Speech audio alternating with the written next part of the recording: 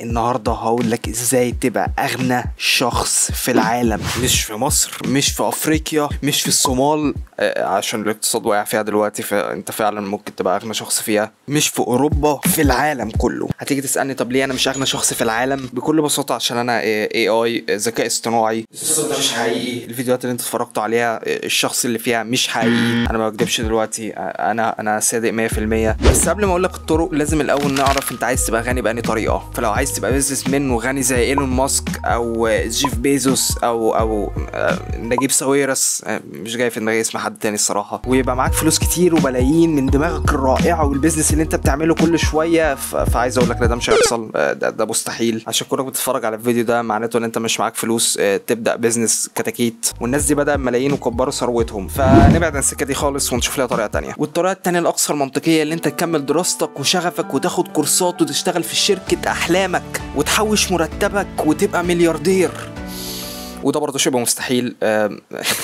اي نعم، لو اشتغلت في شركة كويسة ممكن تحوش فلوس كتيرة وبتاع، بس يعني مش هتبقى غني، مش هتبقى ملياردير او مليونير. عشان بكل بساطة فكرة البيزنس مان اللي احنا كنا لسه متكلمين عليهم، انت هتكون شغال تحتيهم غالبا. كمان عند ناس ما تجيش واحد من 2000 من ثروتهم، فما تقنعنيش ان انت هتدخل شركة في قاع الهرم مع الاف الناس اللي شغالين زيك وهتفضل تستولى على مال الشركة لغاية ما تطلع فوق خالص وتكون انت صاحب الشركة. ده ما بيحصلش، ده مستحيل يحصل. بس ما تفقدش الامل عشان احنا عندنا اسهل واسرع طرق هتخليك غني. واول طريقه الإليا نصيب. هنعتبر ان انت لقيت إليا نصيب مضمونه 100%، وهتشتري كام تذكره عشان نسبه اللي انت تكسب تزيد. فازاي اقولها لك؟ ده برضه شبه مستحيل، عشان نسبه اللي انت تكسب الإليا نصيب هي 1 على 2 9 2 2 0 1 3 3 8 يعني وعشان افهمك قد ايه دي نسبه صغيره، يعني نسبه اللي انت تتضرب بالبرق ب1 على 15,000. وحتى لو كسبت الإليا نصيب، عايز اقول لك اغلب اللي كسبوا الإليا نصيب ضيعوا الفلوس بعدها بسنه او سنتين بالكتير، عشان ما بيكونش عندهم خبره زي الناس اللي متعلمه بيزنس. بس ما تفقدش الامل عشان الطريقه اللي جايه فعلا منطقيه ومضمونه ونجحت قبل كده، وهي انك تعمل برنامج او موقع او لعبه او حاجه انت بس اللي يكون معاك حقوق الملكيه بتاعتها والناس كلها تحبها وتتشير وتكون عايزه تستخدمها. فتجيلك شركه ما عايزه تشتري حقوق الملكيه منك بسعر يعيشك ملك مدى حياتك، زي بالظبط لما نوتش باع ماينكرافت اللي هو عملها المايكروسوفت ب2 مليار دولار. 2 مليار دولار، انت متخيل؟ رقم يعيشك ملك ويعيش عيالك ملوك ويعيش احفادك ملوك ويعيش سلالتك كلها لغايه ما تنتهي ملوك. وانت فعلا ممكن تعمل كده لو حظك كويس وعملت حاجه سبيشال ليك كويسه شدت انتباه الناس وعجبتهم. بس هو ايه اللي حصل لنوتش بعد ما اخد الفلوس؟ وهو طبعا ما عندوش الخبره اللي هو يصرف فلوس كتيره في بيزنس تاني، بس حتى لو دخل بيزنس وخسره مش هيخسر فلوسه علشان هو برضه مع 2 مليار دولار. فبعد كده فقد الشغف اللي هو يعمل اي حاجه، عشان هو حقق الحاجه اللي اي حد بيحلم بيها. طلق مع مراته واكتئب، ودلوقتي كل اللي بيعمله اللي هو بينزل تويتس قد ايه هو مكتئب وقد ايه هو ما عندوش حياه. فالسؤال في الاخر، هل انت عاوز تبقى غني مره واحده زي نوتش؟ انا عارف اللي اجابتك اكيد هتكون علشان انت فقير، بس يعني هنعتبرها لا وهنكمل الفيديو. بس تعالى اقول لك على طرق حقيقيه ازاي تبقى بيها غني. انت بكل بساطه هتروح لشركه وتتفق معاهم على اتفاق بسيط انك هتجيب لهم زباين، وكل زبون هتجيبه لهم هتاخد عليه نسبه صغيره، وبعد كده تروح لكام حد وتقول لهم اللي انت عندك فرصه اللي هم يبقوا اغنياء. بكل بساطه اللي كل واحد فيهم يجيب ناس يشتروا منتج من نفس الشركه اللي انت عملت معاهم الاتفاق، وكل حد هيجيبوها ياخدوا عليه نسبه ربح، بس شرط ان هم يدخلوا في الديل اللي هم برضو يشتروا منتج دلوقتي للشركه اللي انت لسه متفق معاها، عشان يثبتوا للناس المنتج ده فعلا كويس وعشان انت تاخد نسبه من الفلوس. وتفضل العمليه ماشيه كده، ناس بتجيب ناس بتجيب ناس بتجيب شويه ناس كمان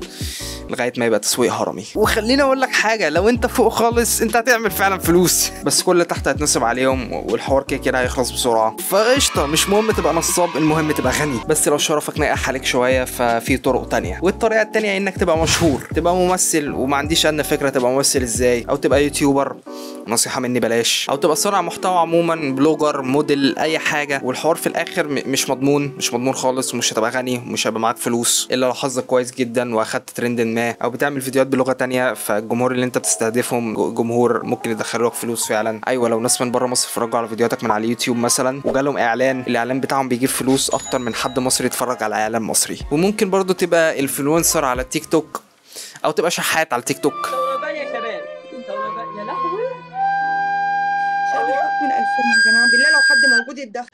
هو عليك ابن تفتح لايفات 24 ساعه بتشحت فيها وهتكسب فلوس. الطريقه دي مضمونه 100%، مش هتخليك غني بس هتكسب بيها فلوس وفلوس كويسه كمان، بس في الاخر اعمل حسابك ان انت شحات.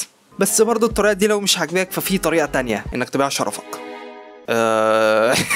اونلي فانز بقى، شوجر مامي، شوجر دادي، تشتغل على هيرا.